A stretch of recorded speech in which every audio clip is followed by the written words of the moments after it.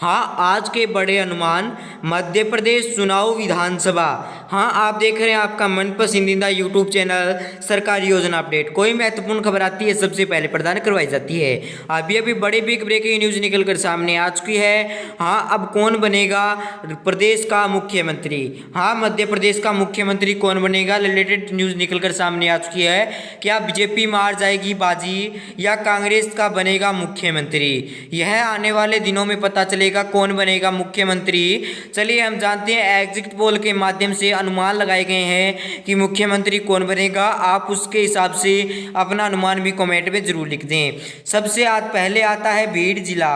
हाँ, कुल सीट है 5, कांग्रेस प्राप्त कर सकती है 2 सीटें और बीजेपी 3 सीटें प्राप्त करने का अनुमान लगाया जा रहा है। रायसेन जिला, कांग्रेस 1, बीजेपी 3 सीटें प्राप्त करने का अनुमान लगाया जा रहा है। कुल सीटें हैं 4 रायसेन जिले में। इसके बाद आता है सतपुरा जिला। इनमें कांग्रेस 3, बीजेपी 3 और अन्य पार्टियों को 0-0 सीटें प्राप्त होने का अनुमान लगाया जा रहा है। कुल सीटें हैं 6। उसके बाद बात करते हैं मुरैया जिला। इनमें कुल सीटें 6, कांग्रेस 4, बीजेपी 1, बीएसपी 1, अन्य पार्टी 0 सीटें प्राप्त करने का अनुमान लगाया जा रहा है। वहीं बात करें बालघाट जिला। बालघाट जिले में कांग्रेस 4, बीजेपी 2, अन्य पार्टियों को 0-0 सीटें प्राप्त होने का अनुमान लगाया जा रहा है। कुल सीटें हैं 6। उसके बाद आता है जबलपुर। जबलपुर में कुल सीटें 8, कांग्रेस प्राप्त कर सकती है 3, बीजेपी 4 और अन्य पार्टी 1, बीएसपी 0।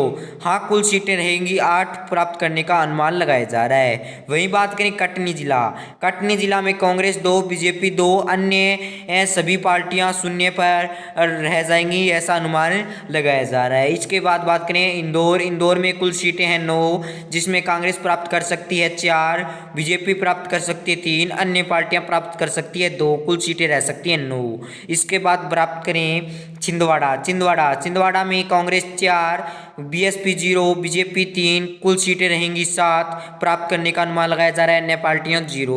हाँ, यह सिर्फ अनुमान लगाए जा रहे हैं। इसके बाद बात करें सीहोर जिले में कांग्रेस 3, बीजेपी 1, अन्य पार्टियां 0 प्राप्त सीट करने का अनुमान लगाया जा रहा है। इसके बाद आता है अपना उज्जैन जिला। उज्जैन जिला में कुल सीट हैं 7, कांग्रेस प्राप्त कर सकती है 5, बीजेपी प्राप्त कर सकती है 1, अन्य पार्टियां यानी अदर्स पार्टियां प्राप्त कर सकती है 1 सीट। इसके बाद आता है देवास जिला। देवरा जिला। देवरा में 5 सीटें और कांग्रेस प्राप्त कर सकती है 3, बीजेपी प्राप्त कर सकती है 2, अन्य पार्टियां 0 प्राप्त सीटें प्राप्त कर सकती है। सिर्फ अनुमान लगाया जा रहा है। वहीं बात करें ग्वालियर जिले। ग्वालियर जिले में कांग्रेस 2, बीएसपी 1, बीजेपी 3 और अन्य पार्टियां 0 पर सिमट रह सकती है। उसके बाद आता है राजगढ़ जिला।